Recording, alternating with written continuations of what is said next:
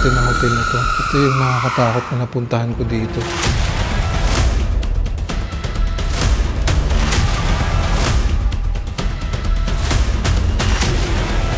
Nakakatakot dito. Puro siya sanga ng balete. Meron ba kaming kasama ngayon dito?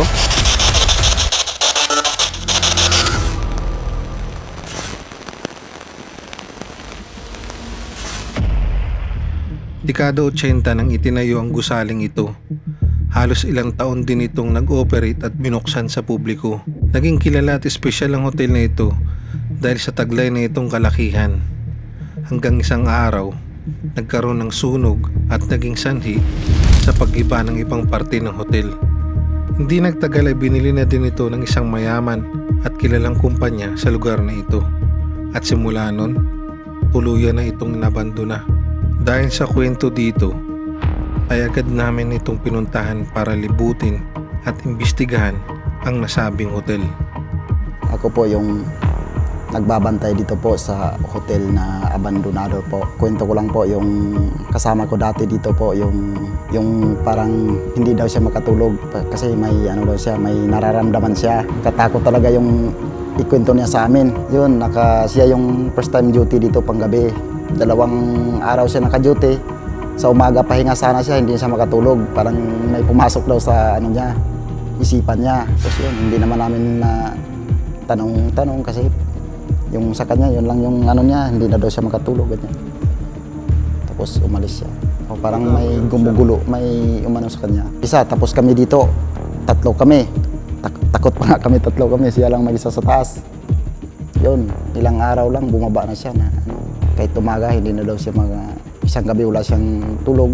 Pag umaga, pahinga na siya sana, hindi din makatulog. Parang may ano talaga siya, may nararamdaman daw siya. Sa oras na ito, ay mag-isa ko munang pinasok ang loob ng hotel. Kung mapapansin nyo, medyo giba ng ibang parte ng hotel na ito.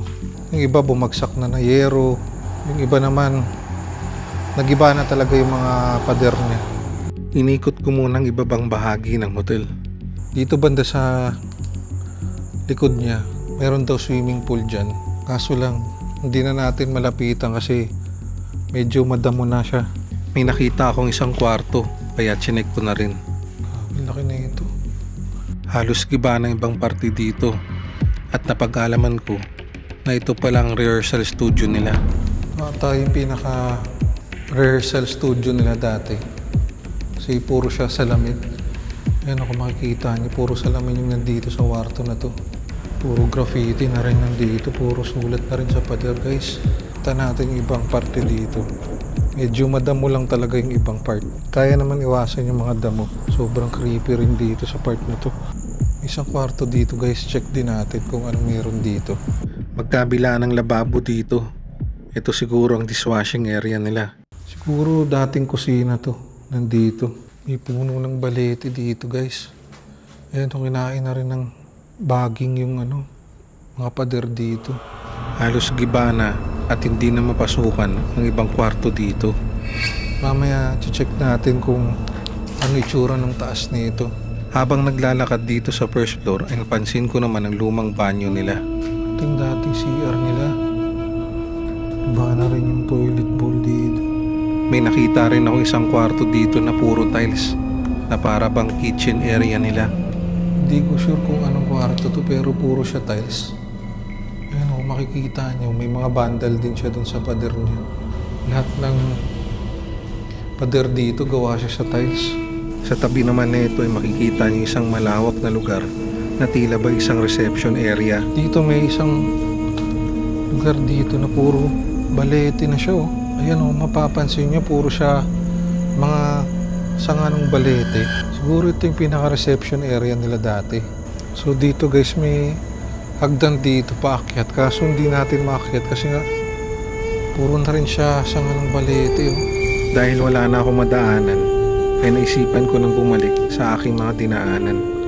At napansin ko ang isang kwartong ito. May nakita ko isang kwarto dito. Hindi ko alam kung nasang kwarto to eh. Pero kompleto dito. May cabinet, may sarili siyang CR. Tapos may kwarto sa loob ng kwarto.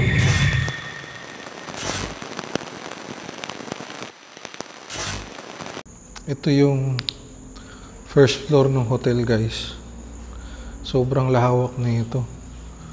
Yung ibang kwarto kasi dito, hindi ko na pinasok kasi halos magkakamukha lang siya. Habang naglalakad papunta sa main hotel ng first floor, ay nakita ko kanilang elevator. Ito siguro yung dating elevator nila. Kaso puno na siya ng tubig. Tsaka sira na rin. Yung ibang parte dito sa elevator na to, medyo nagiba na. Naglaglagan na rin yung mga kisame dito. Yung hagdan naman dito, nalaglag na rin. No? Parang kinain na siya ng kalawak. Kaya sabi sa amin nung caretaker dito, sa ibang hagdan na lang daw kami dumaan para makakyat dun sa pinaka second floor. Maya-maya pa ay nakarating na ako sa mga kwarto dito sa first floor. Ito yung first floor ng hotel. Halos magkakamukha lang yung mga kwarto rin dito. Dito sa first floor, medyo maliliit yung kwarto eh. Siguro dati ito yung mga economy na rooms nila. Chinek ko na din ang loob ng isang kwarto dito. Yung naman ng bawat kwarto dito, guys, meron siyang isang aparador, may salamin, tapos meron din siyang sariling CR. Kung mapapansin nyo yung kisame niya, medyo mataas na rin. Kaya parang malaki siya tignan. Nagpatuloy lang ako sa paglalakad dito sa first floor at chinek ko na din ang isa pang kwarto dito. Yung ibang kwarto dito, wala nang mga salamin, yung mga vanity mirrors nila tinanggal na. Siguro may mga kumuha siguro dati dito. Pero yung ibang cabinet dito, medyo buo pa siya. Pero yung ibang plywood wala na, tinanggal na rin. Siguro may mga kumuha din dito. Grabing haba na itong hotel na to. So subukan naman natin umakyat dun sa pinaka second floor na itong hotel. Check naman natin kung anong mayroon dun. Sa oras na ito ay sinimulan ko ng akyatin at tibutin ang second floor ng hotel.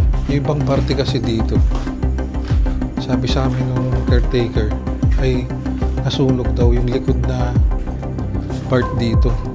Dito ay makikita nyo ang mga parte na nasunog sa hotel. Dito sa nilalakaran ko, marami kang madadaanan dito na parang mga uling. Pero hindi talaga siya totally uling kasi siguro yung mga kahoy dito na nasunog dati, nagsibagsakan na siya. Habang naglalakad sa hallway na ito, ay nakita ko ang mga kwarto na nasunog. Halos bagsak at abo na ang ibang parte ng mga kwarto dito. Yung hamba dito ng pinto, ayan, makikita niyo yung bakat ng nasunugan niyo. Ayan, nasunog na rin. Maya-maya lang ay narating ko naman ang dulo ng hallway. Grabe, nawak nito. Siguro yung pinaka kitchen area nila dati. Kaso nagbagsakan na rin yung mga kisame dito. Pero yung mga pader dito, makikita nyo na gawa talaga siya sa tiles. Feeling ko, ito talaga yung kitchen area nila dati. Sa likod naman ng kitchen area nila ay nakita kong kwartong ito. Dito hindi ko sure kung anong kwarto ito. Pero giba-giba na rin siya. Yung mga kisame dito, bagsak na din. Paglabas ko, may nakita naman ako isang kwarto dito. Halos kinain na ito ng sanga ng mga balete. Sabi, nakakatakot dito. Puro siya sanga ng balete. Tapos tumagos na siya dun sa bubong. Oh. Tumagos na yung mga baging. Di ko sure kung baging ba tawag dyan. Pero yung mga sanga ng balete, tumagos na siya dun sa pinakayero. Kita nyo na, butas na siya dun. Oh. Hindi ko sigurado kung anong kwarto ito pero napaka-creepy niya.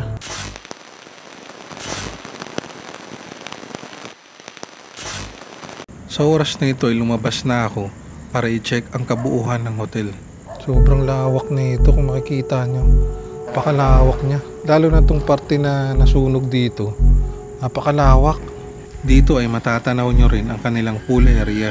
Ito yung pinaka pool area nila dito, guys. Makikita nyo wala na siyang tubig. Pagkatapos ko libutin ang likod na bahagi, ay pinuntahan ko naman ang kanilang convention center. Grabe lawak na ito. Puro carpet pa yung sahig dito.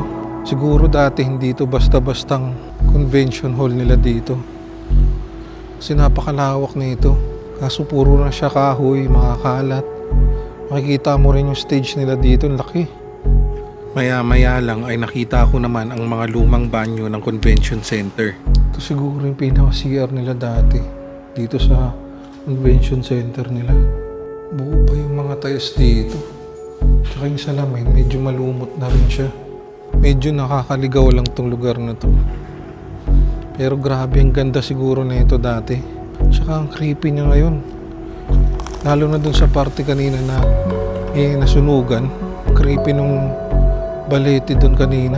Check natin yung iba pang mapupuntahan natin dito. Sa likod ng stage ay makikita nyo naman ang utility room ng events area. Siguro pag may event, dito yung pinaka-kitchen ng mga chef dito. Siguro dito naghahanda ng mga isi-serve nila dun sa labas ng convention.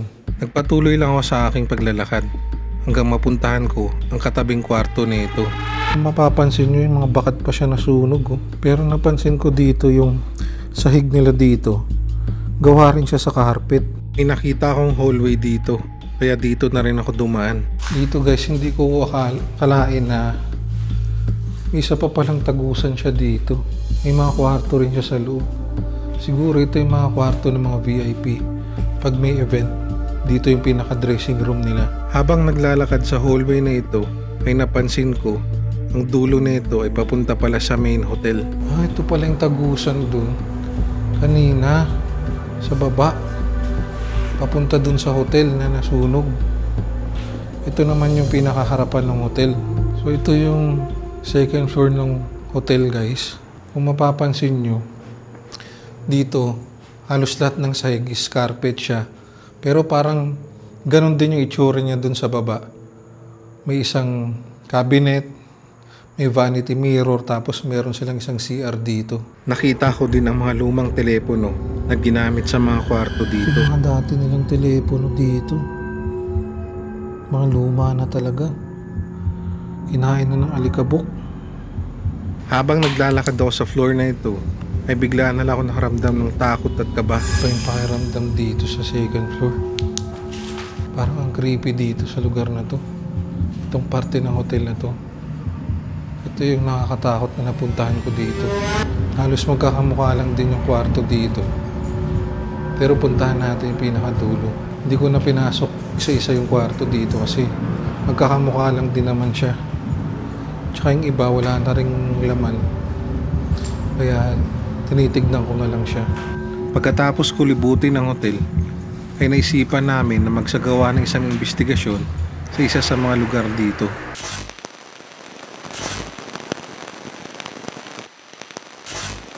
Sa oras na ito ay naglapag na kami ng aming mga kagamitan para simulan ang aming investigasyon. Naglagay na rin kami ng iba-ibang anggulo ng kamera sa lugar na ito. Sinimulan ko na rin magtanong gamit ang spirit box. Meron ba kaming kasama ngayon dito? Ano? Parang meron eh. Isa ka bang kaluluwa o isa kang elemento? Nang tanongin ko kung sila ba isang elemento o isang spirito, ang sagot naman nila sa akin ay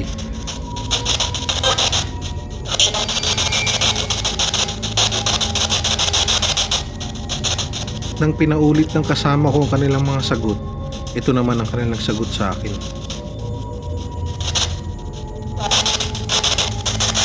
Kung espiritu ka, sama ka ba o mabuti? Sinubukan na rin namin tanungin kung ilan sila dito at maya-maya lang. Ilan kayo dito?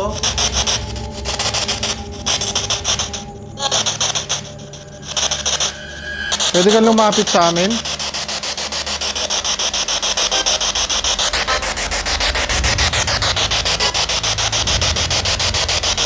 Lapit ka sa amin dito, patunogin mo yung mga nilapag namin.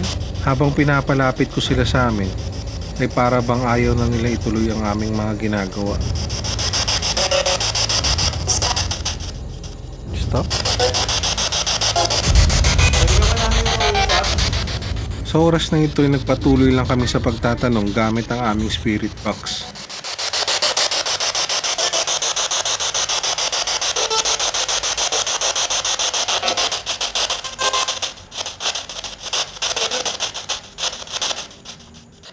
Habang nag-aantay kami ng mga kasagutan, ay bigla na lang kaming minarinig na boses ng lalaki mula sa aming spirit box.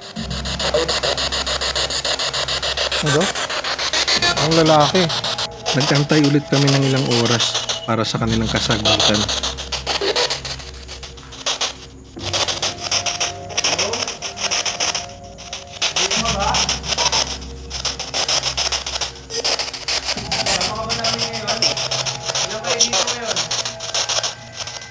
Sa oras na ito ay wala na kaming nakuhang maayos na sagot o response mula sa kanila. Pwede mong lapitan yung mga nilapag namin dito?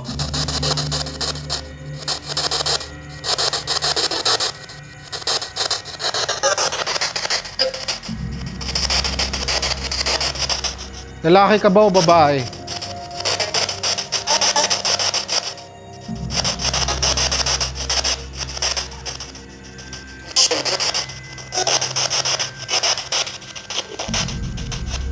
Dahil wala na kami nakuhang maayos na sagot at response mula sa kanila, ay nagpasya na kaming itigil ang aming investigasyon. Sa paglibot at pag-imbestiga namin dito, ay isa na naman itong karanasan para sa amin. Sayang lang dahil ito ay naluma na ng panahon. Ano man ang sinapit ng hotel na ito, ay mananatili pa rin itong isang misteryo.